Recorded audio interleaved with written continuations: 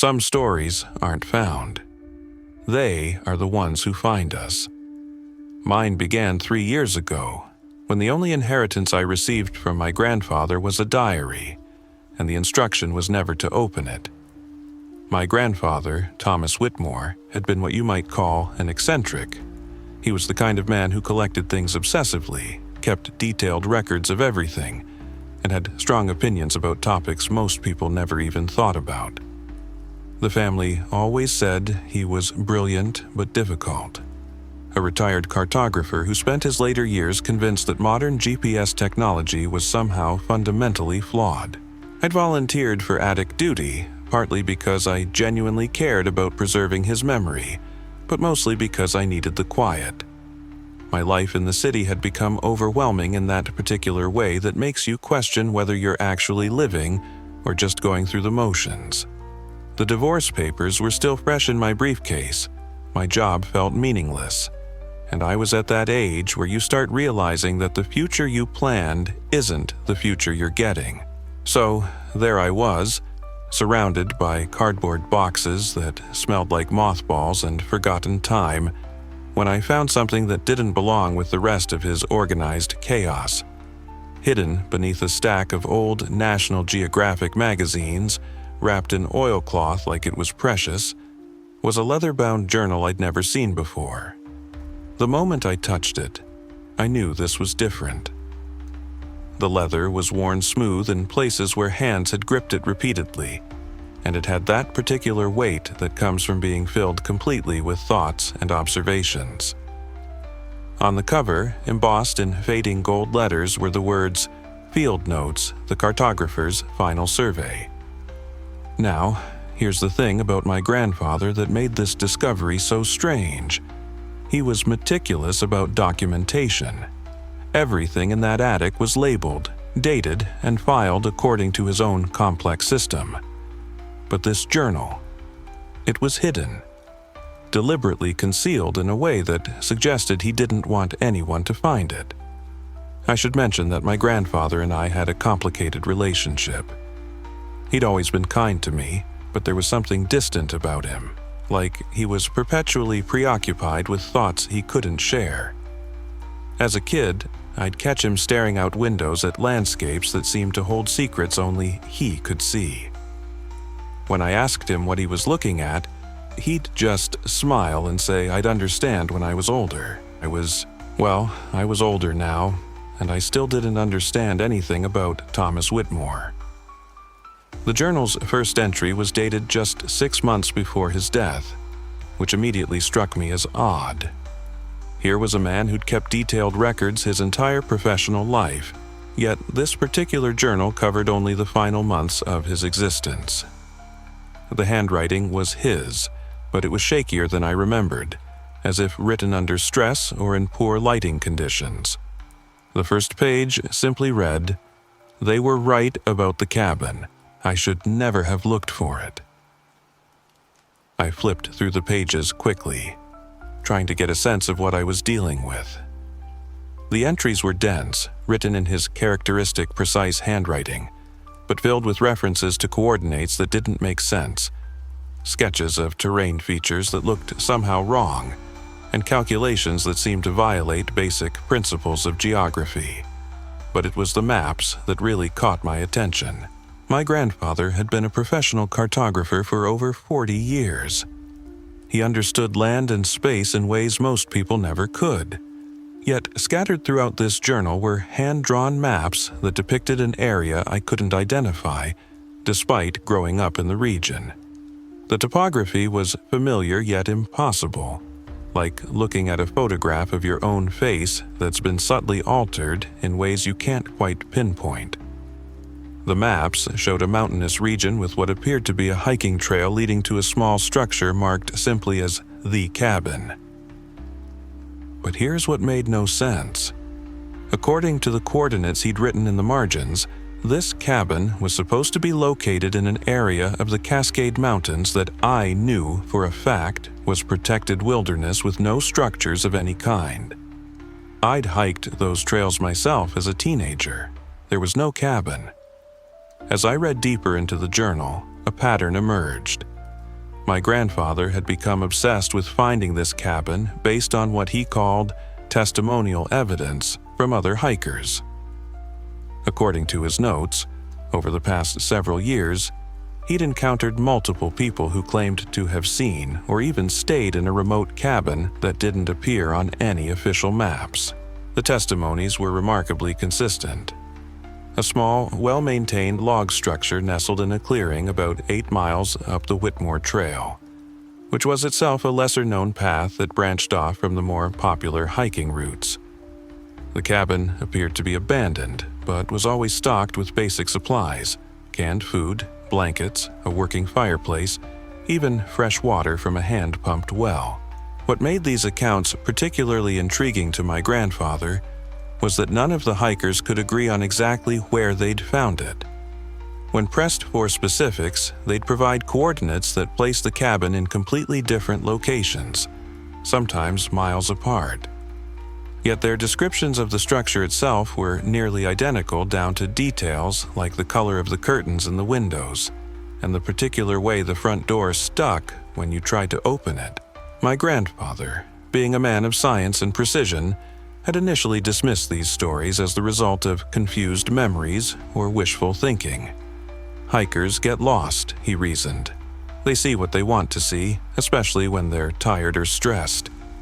The human mind is remarkably good at creating false memories that feel completely real. But then he started keeping track of these accounts more systematically, and the pattern became impossible to ignore.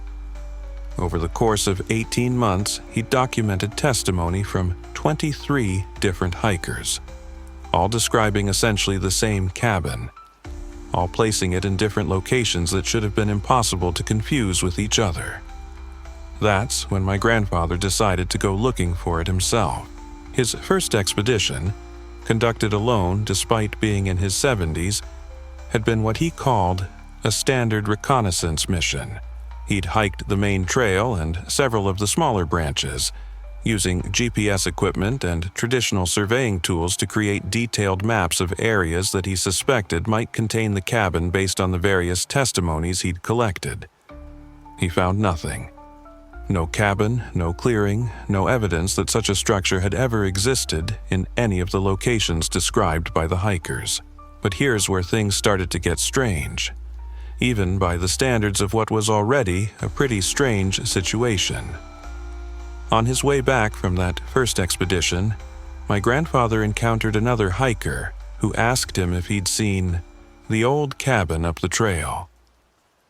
When my grandfather pressed for details, the hiker provided a description that matched perfectly with all the previous accounts, but placed the cabin in an area my grandfather had thoroughly surveyed just hours earlier. The hiker seemed genuinely confused when my grandfather insisted there was no cabin in that location. He pulled out his phone and showed photos he'd taken just the previous weekend. A rustic log cabin with green curtains, a stone chimney, and a wooden sign by the door that read, "Welcome, weary traveler." The photos were clearly genuine, not manipulated or staged. The lighting and shadows were consistent with the terrain my grandfather knew intimately. But the cabin in those photos was sitting in a clearing that my grandfather had personally walked through, measured, and mapped. A clearing where no structure existed.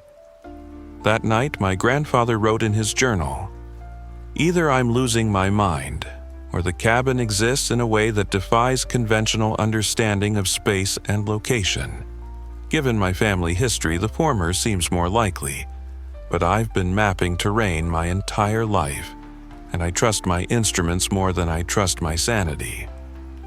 What he meant by family history wasn't immediately clear from the journal entries, but as I continued reading, references to his own father and grandfather began to appear. Apparently, there was a family tradition of what he euphemistically called perceptual difficulties that typically manifested in men during their later years. But my grandfather was nothing if not thorough.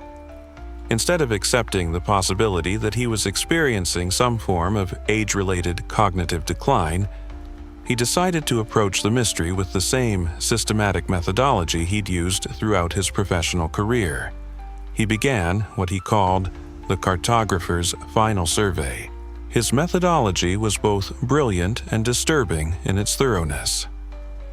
Over the next 4 months, my grandfather conducted what he called controlled variable expeditions, each designed to test a different hypothesis about the cabin's existence. The first hypothesis was simple. Maybe the cabin only appeared at certain times of day or under specific weather conditions. So he hiked the same trails at dawn, noon, dusk, and midnight. He went out during rainstorms, snowfall, and those eerily clear mountain days when the air is so thin you can see for miles. Each time, he documented everything with photographs, GPS readings, and detailed sketches of the terrain. No cabin ever. The second hypothesis was more complex. Perhaps the cabin existed, but was somehow camouflaged or hidden in a way that made it invisible to casual observation. My grandfather spent weeks researching military camouflage techniques, optical illusions, and even conspiracy theories about government installations hidden in national forests. He purchased thermal imaging equipment, metal detectors, and ground-penetrating radar devices that probably cost more than most people's cars. He systematically scanned every square meter of the areas where hikers had reported seeing the cabin. The equipment detected natural cave formations, buried rocks, old root systems, and the occasional piece of metal trash left behind by previous hikers. But no trace of any structure, hidden or otherwise. That's when things started getting personal. According to his journal entries, my grandfather began experiencing what he called perceptual anomalies during his expeditions. At first, they were subtle, catching glimpses of movement in his peripheral vision that turned out to be nothing when he looked directly. Hearing sounds that seemed to come from just ahead on the trail, but finding only empty forest when he investigated. Then, the anomalies became more specific. He would smell wood smoke when no one was camping in the area. He would hear the distant sound of an axe chopping wood or the creak of a door opening and closing. Once, he swore he heard someone calling his name from a clearing that turned out to be completely empty.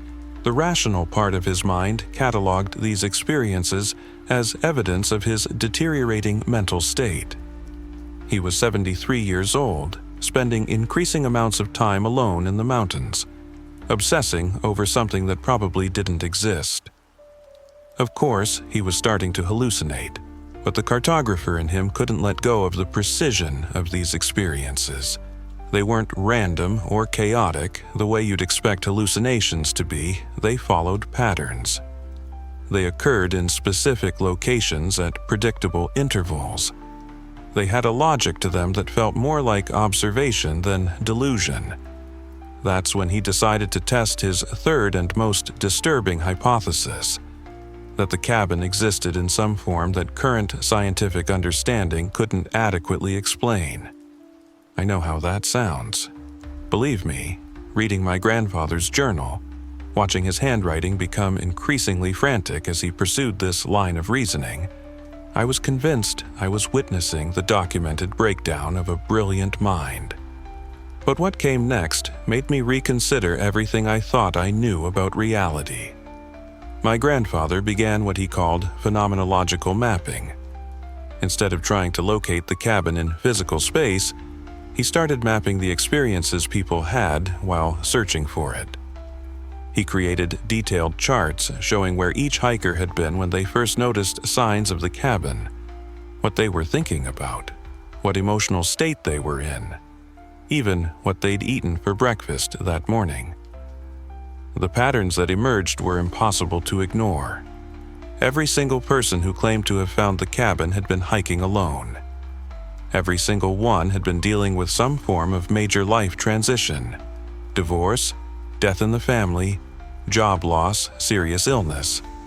And every single one had been at a point in their hike where they were genuinely lost, either physically or emotionally. More specifically, they had all been at moments when they were questioning fundamental assumptions about their lives, when they were open to possibilities they would normally dismiss, when their usual psychological defenses were down, and they were, in my grandfather's words, available for alternative experiences. This realization led him to his most radical experiment. Instead of trying to find the cabin through systematic searching, my grandfather decided to put himself in the exact psychological and emotional state that seemed to precede successful encounters. He began what he called intentional vulnerability expeditions. He would hike alone to remote areas, deliberately allowing himself to become physically and emotionally exhausted. He would think about his deepest regrets, his unresolved grief over my grandmother's death, his fears about aging and irrelevance. He would walk until he was genuinely lost, both geographically and psychologically. And then, according to his journal, something extraordinary happened. On November 15th, during what he described as his most emotionally raw expedition, my grandfather found the cabin.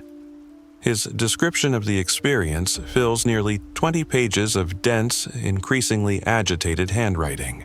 He wrote about walking through a section of forest he'd mapped dozens of times before, feeling completely disoriented and close to panic, when the trees suddenly opened into a clearing he'd never seen.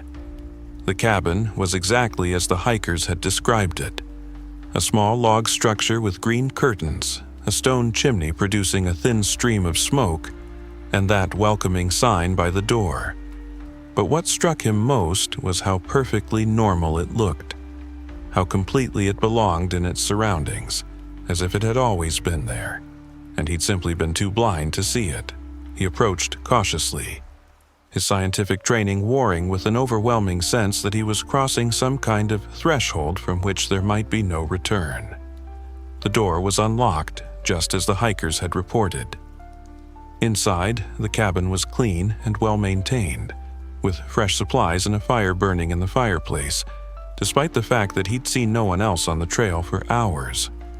On the wooden table in the center of the room, there was a leather-bound guest book.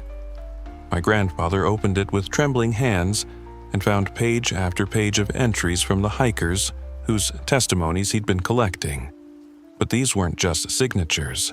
They were detailed accounts of why each person had needed to find the cabin, what they'd been searching for, what they'd discovered about themselves during their stay. The entries read like confessions, or therapy sessions, or religious testimonies. People wrote about facing their deepest fears, confronting truths they'd been avoiding, making peace with losses they'd never properly grieved.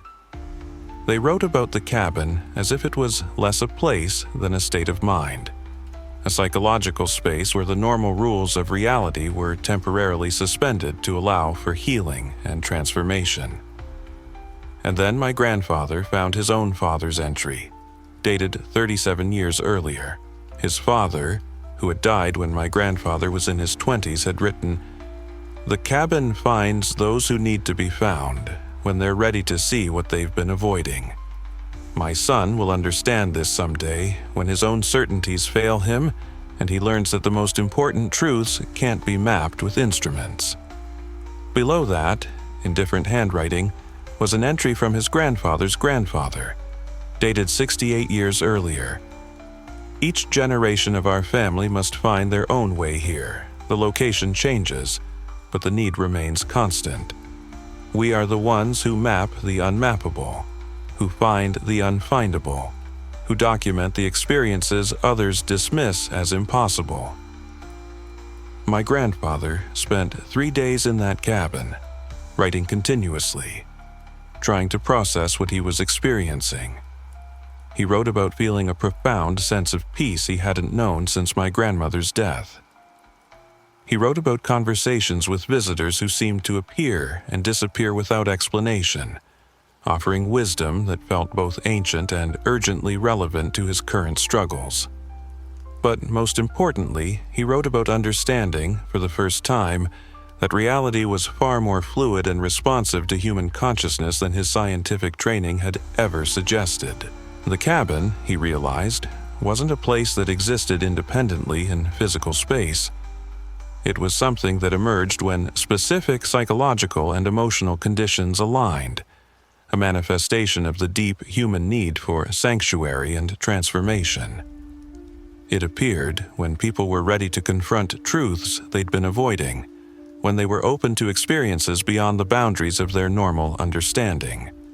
It was, in his words, a collaborative hallucination with therapeutic properties. On his final day at the cabin, my grandfather made a decision that would haunt me for years to come. He wrote a letter addressed to whoever would eventually find his journal, explaining that he'd made a terrible mistake, that some knowledge wasn't meant to be pursued, some places weren't meant to be found, and some family traditions were actually warnings disguised as mysteries. The letter was tucked into the back of the journal, sealed in an envelope marked "For my successor only." Inside, his handwriting was even shakier than usual, as if written in extreme haste or fear. "If you're reading this," it began, "then I've failed to break the cycle. The cabin has claimed another generation of our family, and now it will be your burden to carry. I thought I was documenting a phenomenon. I thought I was solving a mystery, but I was wrong. I was being recruited." He went on to explain that during his 3 days in the cabin, he'd begun to understand its true purpose. It wasn't just a place where lost people found temporary sanctuary. It was something far more complex and disturbing. The cabin existed as a kind of psychic trap, designed to identify and collect individuals with specific psychological profiles. People who were natural observers, people who couldn't let mysteries go unsolved, people who possessed what he called cartographic minds, that were compelled to map and document experiences others would dismiss or forget. According to his letter, every person who found the cabin was changed by the experience in ways they didn't immediately understand. They returned to their normal lives believing they'd had a profound healing experience, but they carried something back with them, a kind of psychic infection that made them sensitive to other impossible things, other places that shouldn't exist, other mysteries that demanded investigation. They became, in his words, collectors of the unmappable. My grandfather realized this when he started recognizing other guests at the cabin. Not their faces, but their minds. He could sense that they were all connected by invisible threads, part of some vast network of people who had been selected for their ability to perceive and document experiences beyond normal human understanding. The cabin, he wrote, was just the beginning. A kind of initiation center that prepared people for something much larger and more terrifying. Once you'd proven your ability to find and document the unfindable, other things would start revealing themselves to you. Other places, other phenomena, other impossible truths that demanded witnesses. And once you became part of this network, there was no way out. The knowledge would consume you.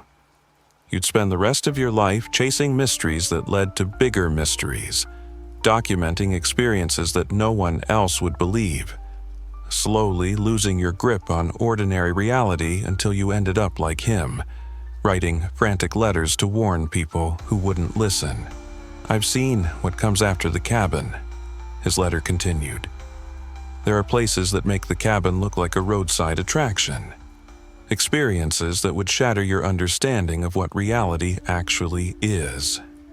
And they're all connected, all part of some vast system that uses people like us as sensors, collecting data about the impossible spaces that exist in the margins of the world." He begged whoever found his journal to burn it without reading it, to forget about the cabin, to choose ignorance over knowledge for the sake of their own sanity. But he knew, even as he wrote those words, that anyone who would take the time to find and read his journal was already too much like him to walk away. "You'll think you're investigating the cabin," he concluded, "but really the cabin is investigating you. And once it decides you're suitable, your real education will begin." The envelope also contained a hand-drawn map, but not of the cabin's location.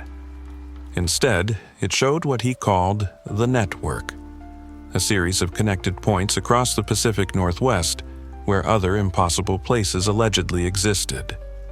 Each point was marked with cryptic notes: the house that builds itself, the road that goes nowhere, the town that only exists on Tuesdays.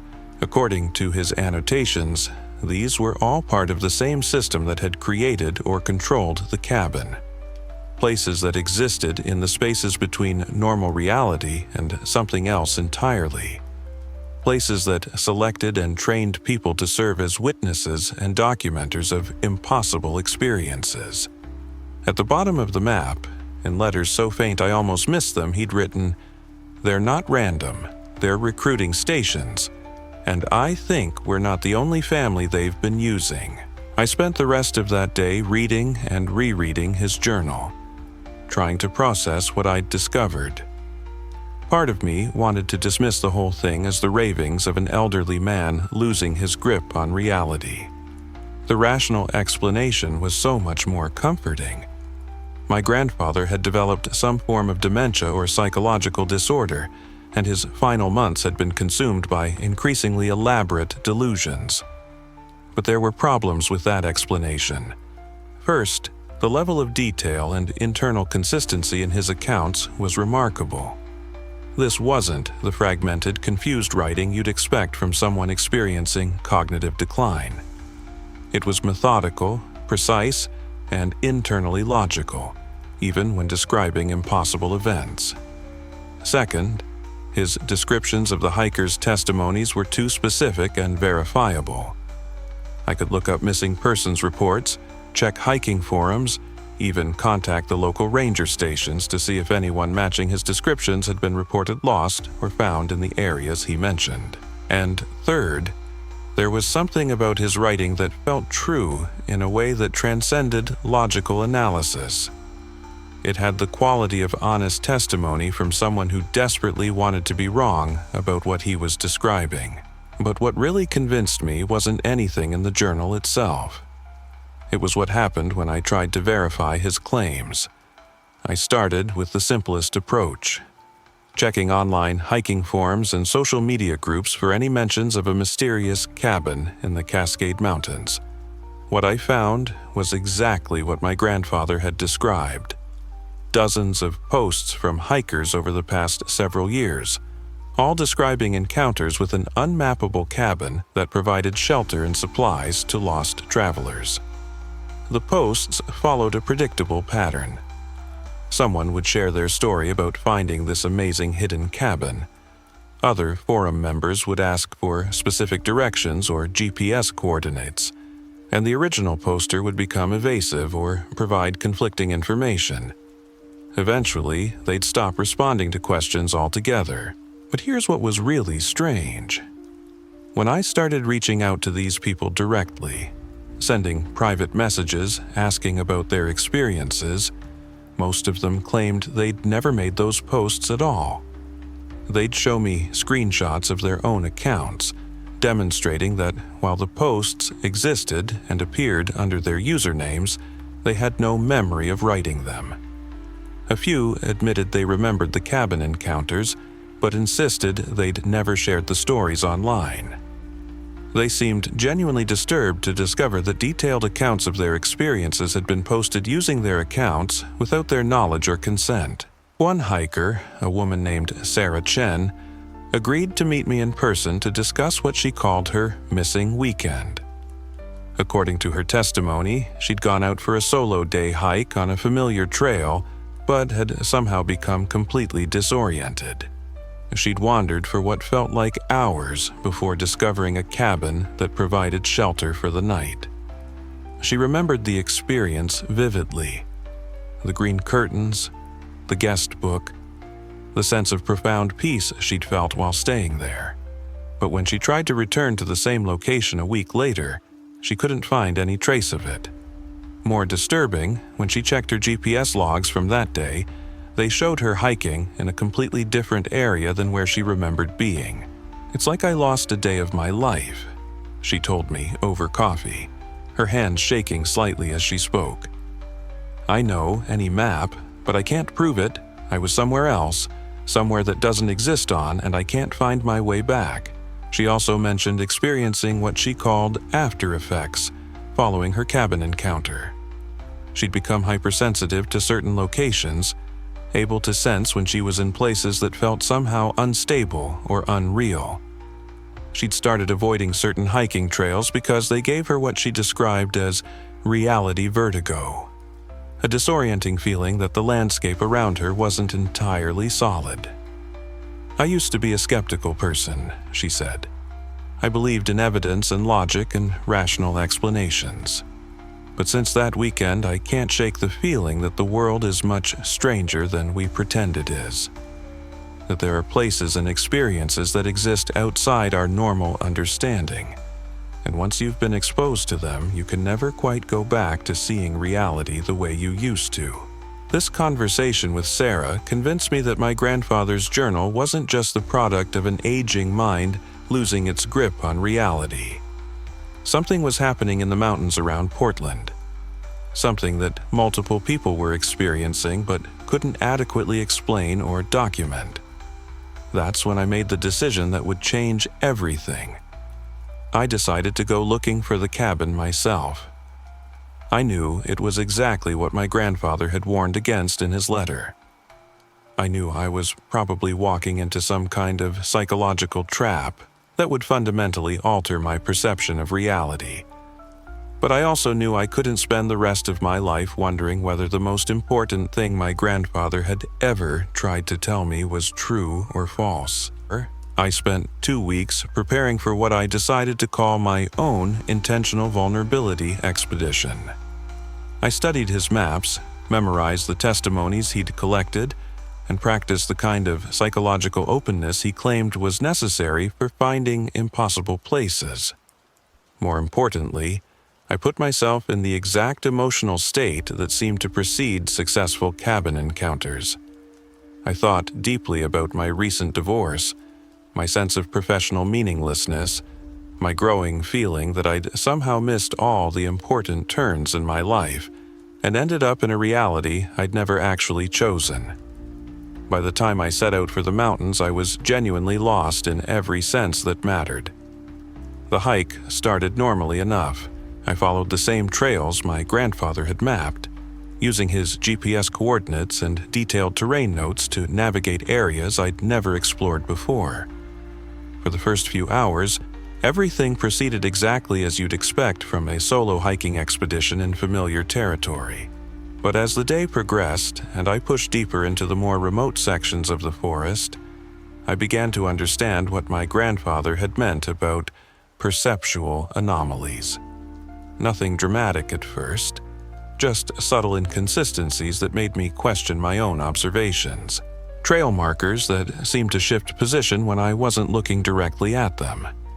Sounds that appeared to come from specific directions but left no obvious source when I investigated. The persistent feeling that I was being observed by something I couldn't identify or locate. Around midday, I reached what should have been a familiar clearing based on my grandfather's maps. But instead of the open space I expected, I found myself standing at the edge of a dense grove of trees that didn't match any of his terrain descriptions. That's when I realized I was genuinely lost. Not just geographically lost, which would have been manageable with my GPS equipment and emergency supplies. I was lost in a way that felt more fundamental, as if the landscape itself had become unreliable. My instruments were providing readings that didn't correspond to what I was seeing. The trail behind me seemed to have vanished. Even the position of the sun felt wrong for the time of day. I stood there for probably 20 minutes, fighting down panic and trying to figure out what had gone wrong with my navigation. That's when I heard it. The distant sound of wood smoke and someone chopping firewood, coming from deeper in the grove of trees that shouldn't have existed. Following that sound was either the bravest or stupidest thing I've ever done. I pushed through the trees, following a path that wasn't marked on any of my maps. guided by sounds that grew louder and more distinct as I walked. The smell of wood smoke became stronger. I could hear the rhythmic thunk of an axe biting into wood, the creak of a door opening and closing, even what sounded like someone humming an old folk song. And then, just as my grandfather had described, the trees opened into a clearing I'd never seen before. And there it was. The cabin was exactly as everyone had described it, down to details I hadn't even known to expect. The green curtains in the windows were a specific shade of forest green, almost emerald. The stone chimney was built from river rocks that had been fitted together with obvious skill and care. The wooden sign by the door didn't just say, "Welcome, weary traveler." It was carved in a particular style of lettering that looked both rustic and elegant. But what struck me most was how completely normal it looked, how perfectly it belonged in its surroundings. It didn't feel like a supernatural phenomenon or an impossible manifestation. It felt like coming home to a place I'd been searching for my entire life without knowing it. The door was unlocked, just as everyone had reported. Inside, the cabin was warm and inviting in a way that seemed almost deliberately crafted to meet my specific needs at that exact moment.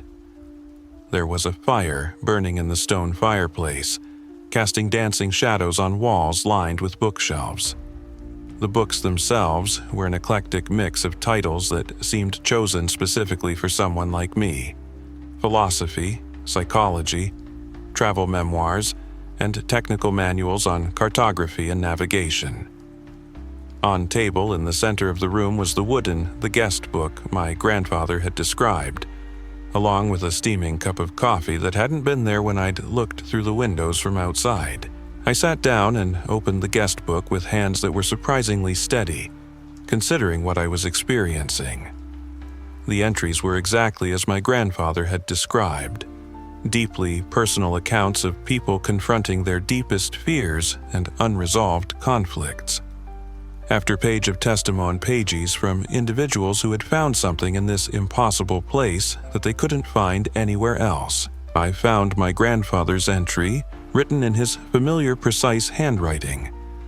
"The cabin provides what we need when we're ready to receive it. But the price of that gift is the knowledge that reality is far more fluid than we pretend. I leave this place understanding that I can never unknow what I've learned here. The world will never again feel as solid as it once did."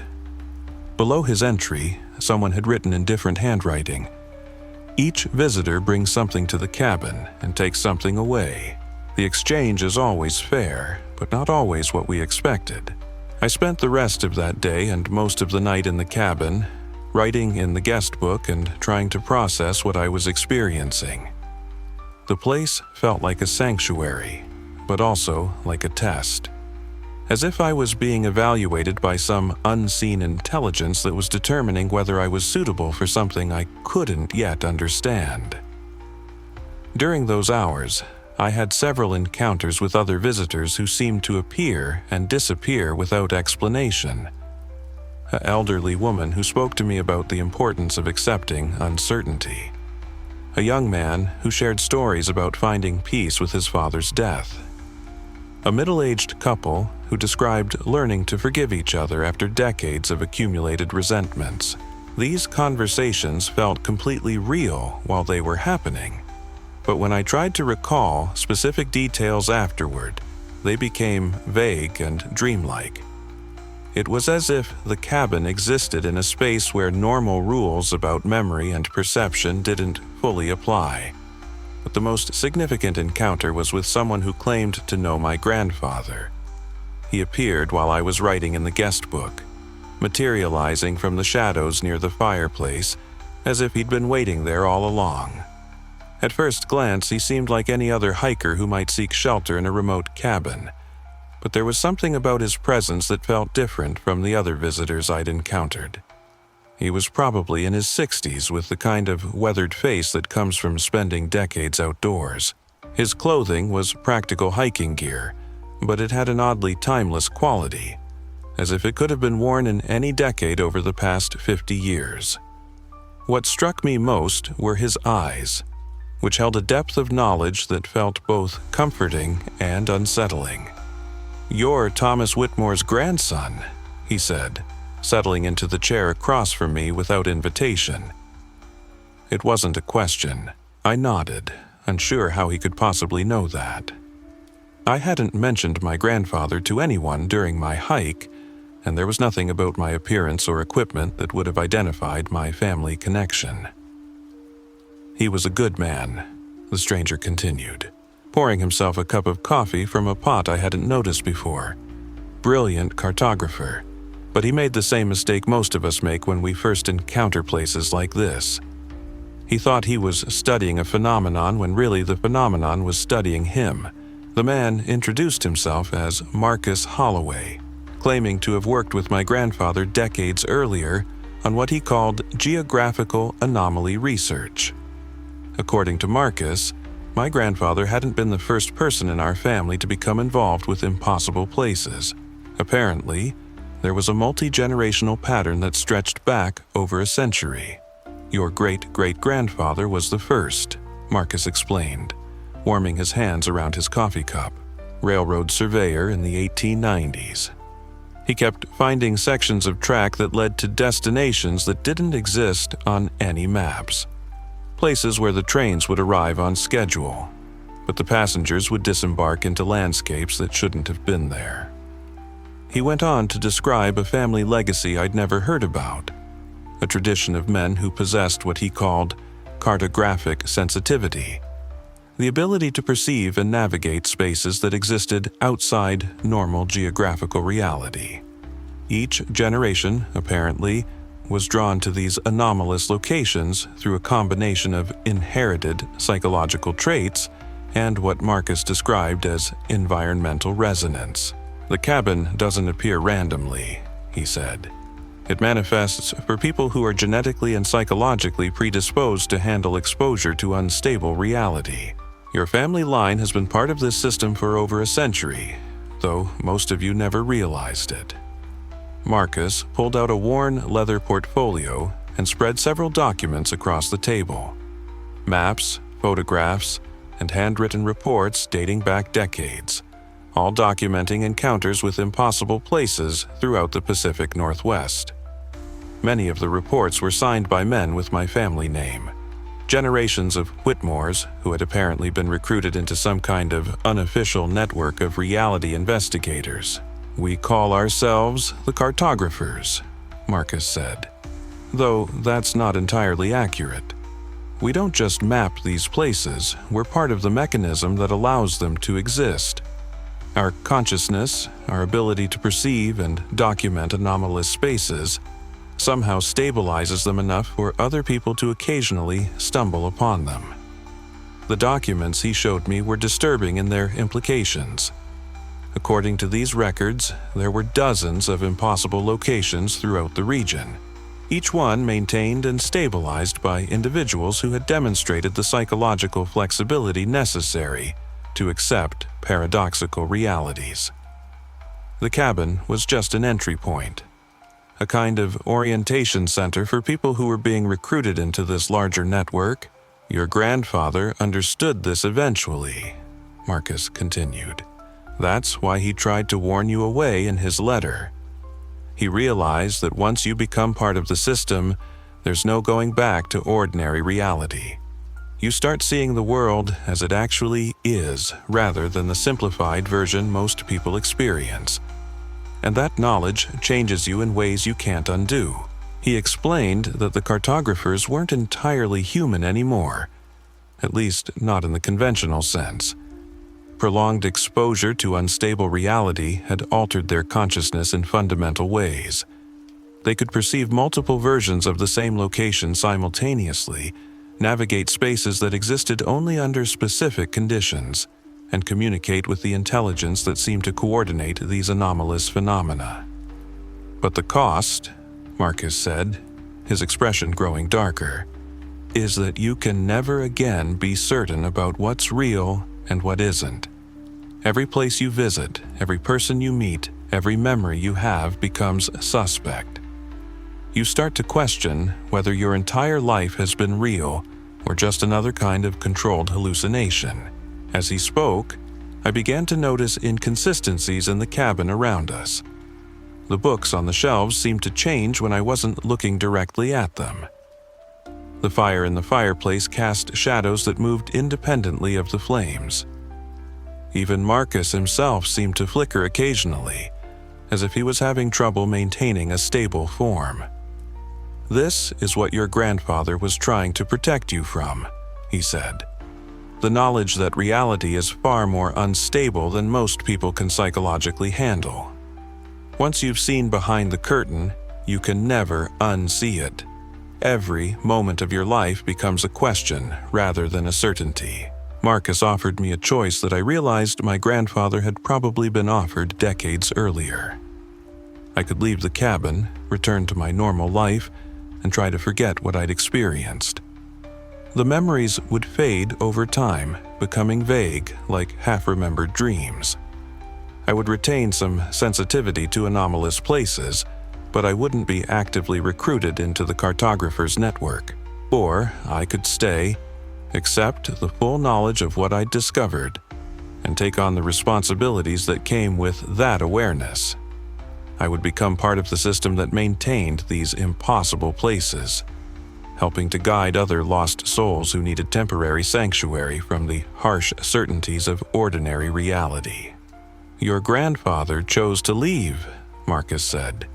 "He tried to go back to his normal life, tried to pretend that none of this was real, but the knowledge ate away at him. He spent his final years obsessing over the cabin because he couldn't reconcile what he'd experienced with what he thought he knew about reality. The choice felt impossible. Stay and lose my sanity, or leave and spend the rest of my life wondering whether anything I experienced was actually real. Either path led to a kind of psychological exile from the normal human experience. As I sat there trying to decide, Marcus shared one final piece of information that made the choice even more complex. According to him, the network of impossible places wasn't random or accidental. It was part of something much larger, a kind of immune system that reality had developed to deal with individuals whose consciousness was too flexible for the normal world.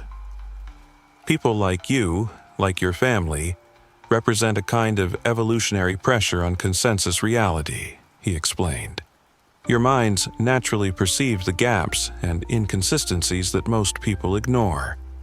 Left unchecked, that perception would eventually destabilize the shared reality that keeps human society functioning. The impossible places," Marcus claimed, served as a kind of containment system. They provided sanctuary for individuals who couldn't fully accept the limitations of ordinary reality, while keeping them isolated enough that their perceptions wouldn't contaminate the broader population's shared understanding of what was possible. "We're not maintaining these places for altruistic reasons," he said. "We're maintaining them because we're part of a system that protects normal reality from people like us. We're the safety valve that keeps the pressure from building up to dangerous levels." This revelation changed everything about how I understood the choice I was facing. It wasn't just about my own sanity or peace of mind. It was about whether I would accept exile from normal human society in order to protect that society from the destabilizing effects of my own consciousness. As Marcus spoke, I began to understand that this was the real reason my grandfather had tried to warn me away. It wasn't just that the knowledge was dangerous to me personally. It was that accepting the knowledge meant accepting responsibility for protecting other people from experiences they weren't psychologically equipped to handle. The guest book, I realized, wasn't just a record of people who had found temporary sanctuary. It was a roster of individuals who had been identified as potential threats to consensus reality. People whose minds were flexible enough to perceive the fundamental instability that underlies what most people experience as solid, reliable existence. "Every person who finds the cabin," Marcus said, "is someone whose consciousness has already begun to slip away from normal reality. We provide them with a safe space to experience that slippage without completely losing their grip on sanity. But we also monitor them, guide them, make sure they don't inadvertently share their experiences in ways that might destabilize other people's understanding of what's possible. The conversations I'd had with other visitors suddenly took on a different meaning. They weren't random encounters with fellow seekers. They were carefully orchestrated interactions designed to assess my psychological state and determine whether I was suitable for recruitment into the cartographer's network. Even my discovery of my grandfather's journal began to seem less coincidental. Had it really been hidden randomly in his attic, or had it been placed there deliberately, timed to be found when I was in exactly the right psychological state to be receptive to its contents? Your grandfather's journal, Marcus confirmed, was part of your recruitment process. We've been watching your family for generations, waiting for the right moment to make contact, your recent divorce, your sense of professional meaninglessness, your growing disconnection from ordinary reality. All of these factors indicated that you were ready for exposure to the larger truth. The manipulation was staggering in its scope and sophistication. My entire life, everything I thought I'd chosen for myself, had apparently been guided by forces I'd never suspected existed. The cabin wasn't a sanctuary I'd discovered through my own investigation. It was a trap that had been set for me specifically, baited with my grandfather's story and triggered by my own psychological vulnerabilities. But even understanding the manipulation, I couldn't bring myself to feel angry about it. The peace I'd experienced in the cabin, the sense of finally finding a place where my deepest questions were understood and accepted, felt too genuine to dismiss as mere psychological manipulation. "The choice is still real," Marcus said, as if reading my thoughts. "We can't force anyone to join the network. The system only works with willing participants.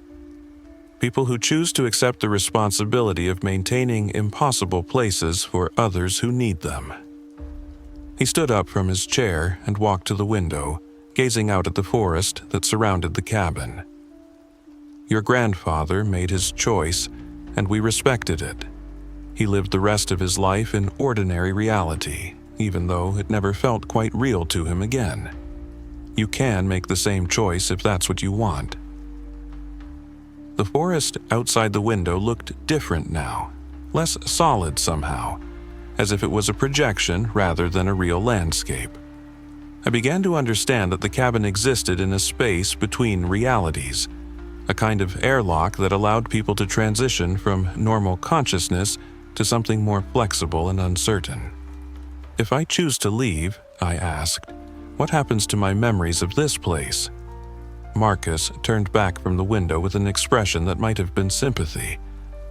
"They'll fade gradually, becoming vague and dreamlike.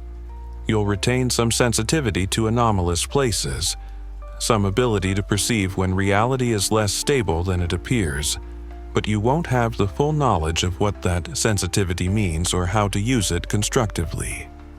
And if I stay, then you become part of something larger than yourself. You help maintain spaces like this for other people who need them. You learn to navigate realities that most people can't even imagine. But you also accept that you can never again be certain about what's real and what isn't. Every moment becomes a question rather than a given." The choice felt like choosing between two different forms of exile. Leave and spend my life feeling disconnected from a reality that no longer felt entirely real. Stay and accept complete disconnection from the shared reality that most humans inhabited. But as I sat there weighing these options, I realized that the choice had already been made long before I'd entered the cabin. Maybe even before I'd found my grandfather's journal. The moment I'd started questioning the fundamental nature of my experience, the moment I'd become unable to accept simple explanations for complex phenomena, I'd already stepped outside the boundaries of normal reality. The cabin hadn't changed me.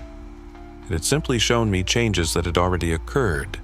psychological shifts that had been happening gradually over months or years of increasing disconnection from ordinary certainties. I looked around the cabin one more time, taking in details I knew I might never see again, regardless of which choice I made. The warm firelight dancing on the walls, the shelves of books that seemed to contain exactly the knowledge I needed, the guest book filled with testimonies from people who had found something here they couldn't find anywhere else. "I need to know," I said finally. "I can't spend the rest of my life wondering what would have happened if I'd been brave enough to accept the full truth." Yes, Marcus nodded as if he'd expected this response. "Your grandfather said almost exactly the same thing when he first found this place. The difference is that he eventually decided the knowledge was too dangerous to keep. You'll have to make your own determination about whether that was wisdom or cowardice." He walked over to a cabinet I hadn't noticed before and pulled out what looked like an old leather satchel.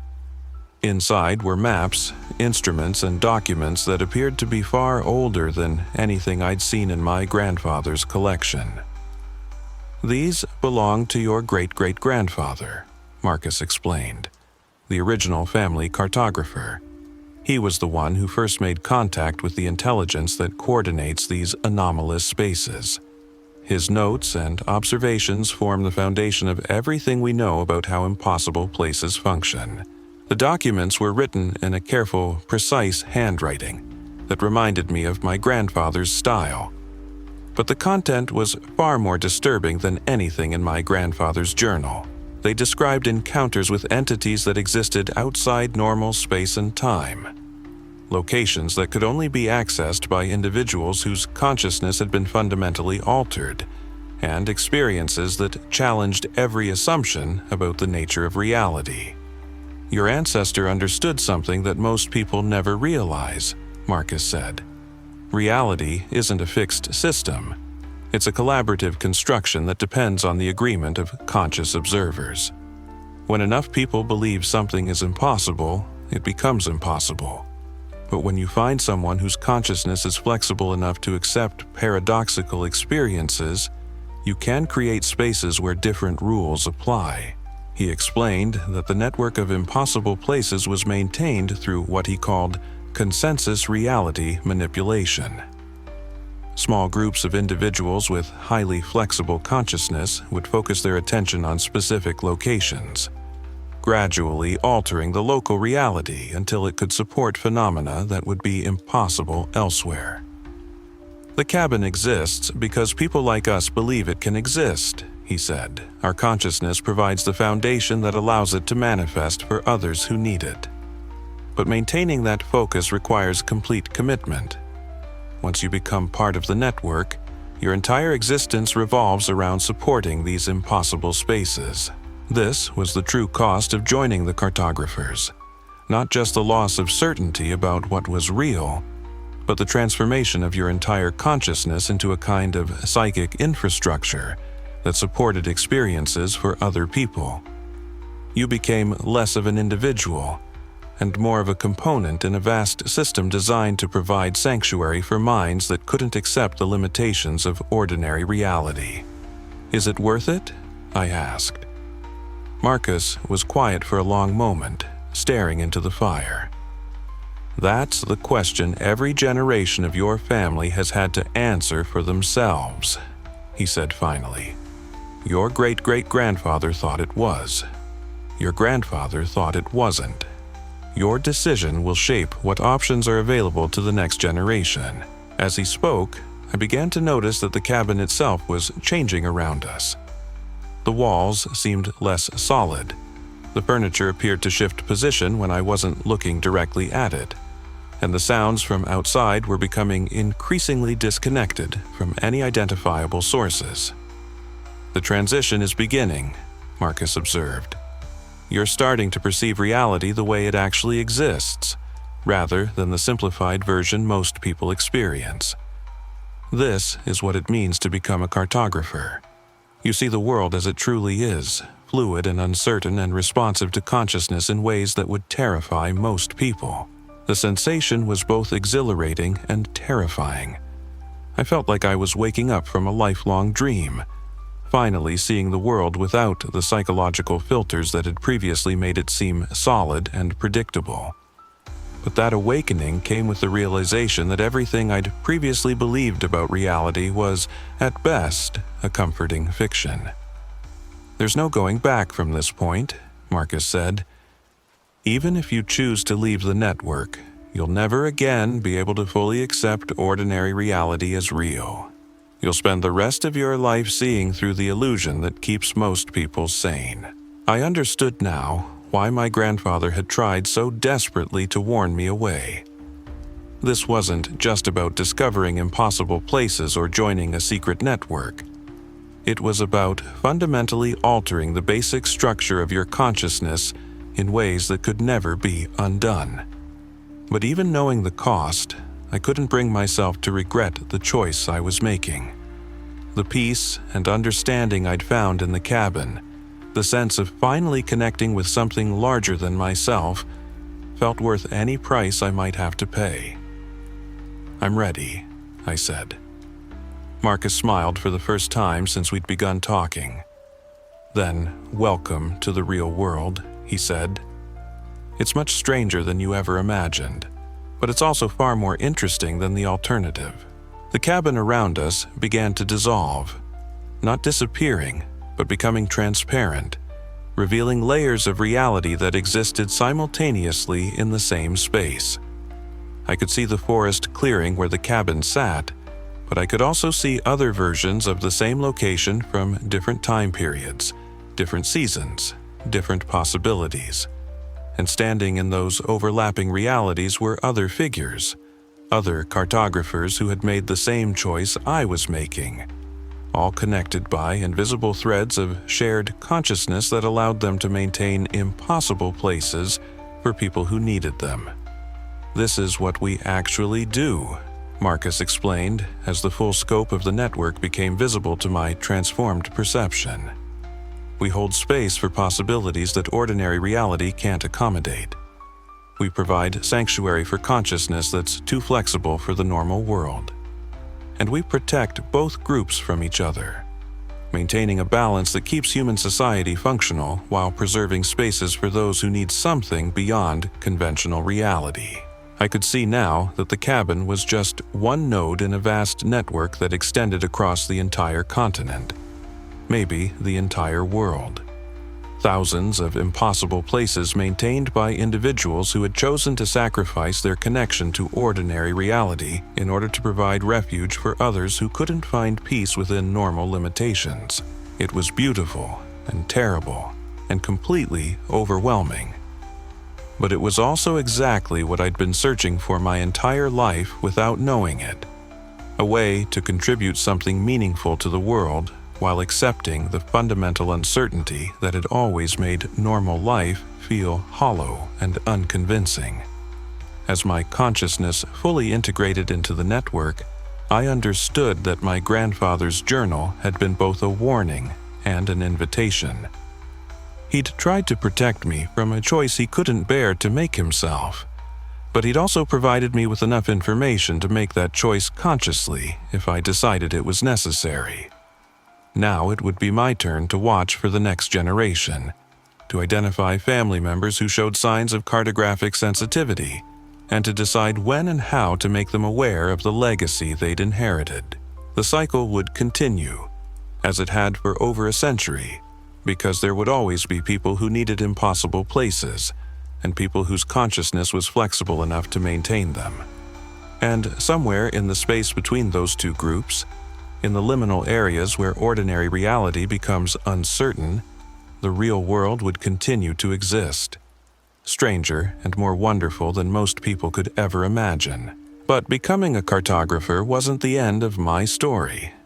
It was just the beginning of understanding how deep this network actually goes. Over the next 6 months, I learned to navigate realities that most people couldn't even conceive of. I discovered places that existed only on Wednesdays, roads that led to destinations that changed depending on who was driving them, and buildings that were bigger on the inside than the outside in ways that violated every law of physics I'd ever learned. Each location required constant maintenance from individuals whose consciousness could accept paradoxical experiences. We worked in shifts, focusing our attention on these impossible spaces to keep them stable enough for occasional visitors who desperately needed what only they could provide.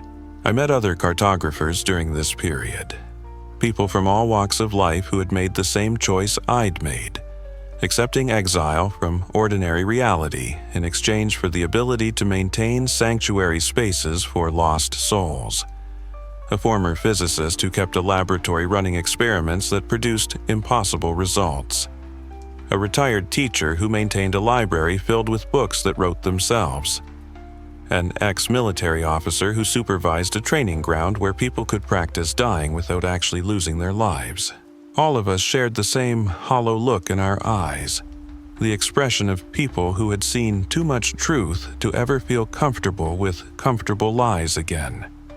But we also shared something else, a sense of purpose that transcended anything we'd found in ordinary reality.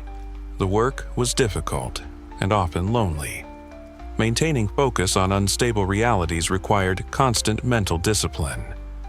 One moment of doubt, one lapse in concentration, and an entire impossible place could collapse, potentially trapping any visitors inside when it disappeared. I learned this lesson the hard way when I nearly lost the cabin during my 3rd month as a cartographer. I'd been feeling homesick for my old life, questioning whether I'd made the right choice, when the structure began to flicker and fade around me. Only Marcus's quick intervention prevented it from vanishing entirely, along with a family of hikers who had taken shelter there during a sudden storm. "This is why we don't recruit people lightly," he told me afterward, his expression grim. "The moment you start doubting the reality of these places, they become genuinely unreal. And anyone inside them when that happens doesn't just get displaced, they get erased." The responsibility was staggering. Every day, I held the existence of impossible places in my mind, knowing that my psychological state directly affected whether they continued to exist for people who needed them. It was like being responsible for maintaining a dozen different worlds simultaneously, each one requiring a specific type of focused attention to remain stable. But it was during my 6th month as a cartographer that I discovered something that changed everything I thought I understood about the network. I was conducting routine maintenance on a place called the Infinite Library, a repository of books that contained every story that had ever been imagined but never written down. It was one of the more stable locations in our network, requiring minimal conscious support to maintain its existence. While browsing through sections of unwritten novels, I came across a book that shouldn't have existed. It was bound in the same leather as my grandfather's journal, and embossed on the cover were the words, "Field Notes, the truth about the cartographers." Inside, written in my grandfather's unmistakable handwriting, was an account that contradicted everything Marcus had told me about the nature of our work. According to this hidden text, the network of impossible places wasn't designed to protect ordinary reality from people with flexible consciousness. It was designed to harvest and contain that consciousness for purposes my grandfather could only guess at. The entities that coordinate these anomalous spaces, he'd written, are not benevolent guardians of reality. They are something else entirely, something that feeds on human consciousness that has been stretched beyond normal limitations. We are not maintaining sanctuary spaces, we are being farmed. The journal went on to describe his growing suspicions about the true nature of the intelligence behind the network. According to his observations, people who became cartographers didn't just lose their connection to ordinary reality. They gradually lost their individual identity entirely, becoming components in a vast consciousness that existed outside normal space and time. The peace and purpose we feel, he'd written, is not genuine satisfaction. It's the psychological equivalent of a sedative. designed to keep us compliant while our consciousness is slowly absorbed into something larger and utterly alien. I read my grandfather's hidden journal in complete silence, my hands trembling as each page revealed deeper layers of deception. The entities we served weren't protecting reality from us. We were the product they were cultivating. Consciousness stretched and refined until it could be harvested by something that existed beyond human understanding. The final entry was dated the day before my grandfather left the cabin forever. I understand now why they let me find this book. It's another test, another choice. Stay and become food for something that views human consciousness as a resource to be consumed. Or leave, knowing that every moment of ordinary life will feel like a lie built on top of deeper lies. He'd chosen to leave, but the knowledge had eaten away at him until his death. And now I face the same impossible choice he'd faced decades earlier. I closed the journal and looked around the infinite library. Every book, every impossible story contained within these walls was maintained by the focused attention of people like me. But were we creating these spaces, or were these spaces slowly consuming us? The answer came to me gradually, like dawn breaking over a landscape I'd never wanted to see. The peace I felt as a cartographer, the sense of purpose, even my certainty that I was helping people, all of it felt suddenly hollow. Like emotions that had been carefully crafted to keep me content while something invisible fed on the very essence of who I was. I don't know if I'm still human anymore. I don't know if the person writing this story is the same person who found his grandfather's journal 3 years ago. What I do know is that reality is far stranger and more dangerous than most people could ever imagine. And sometimes, the most terrifying discoveries aren't the ones that change how you see the world. They're the ones that make you question whether you're still real enough to see anything at all.